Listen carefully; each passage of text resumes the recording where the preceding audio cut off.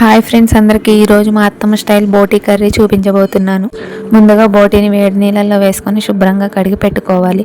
కడిగి పెట్టుకున్న బోటీని కుక్కర్ గిన్నెలో వేసుకోవాలి.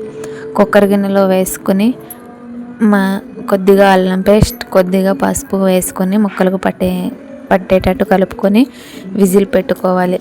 ఒక 4-5 విజిల్స్ వచ్చేంత వరకు ఉడకనివ్వాలి. ఇలా ఇది ఉడికేలోపు ఉల్లిపాయ ముక్కలు, టమాటా ముక్కలు కట్ చేసి పక్కన పెట్టుకోవాలి. ఇలా ఉడికించుకున్న బోటీని పక్కన పెట్టుకోవాలి.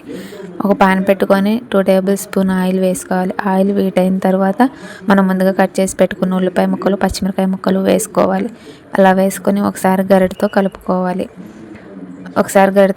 మూత వేసుకొని ఇలా గోల్డెన్ కలర్ వచ్చేంత వరకు వేగనివ్వాలి. వేగిన తర్వాత మనం ముందుగా ఉడికించి పెట్టుకున్న బోటీని వేసుకొని ఒకసారి గరిటెతో కలుపుకోవాలి. ఇలా కలుపుకొని అందులోనే కొద్దిగా అల్లం వెల్లుల్లి పేస్ట్ వేసుకుని ఒకసారి గరిటెతో కలుపుకోవాలి. ఇలా అల్లం వెల్లుల్లి పేస్ట్ ముక్కలకు పట్టేంత వరకు వేగనిచ్చి మనం ముందుగా కట్ చేసి పెట్టుకునే టమాటా ముక్కలు వేసుకోవాలి.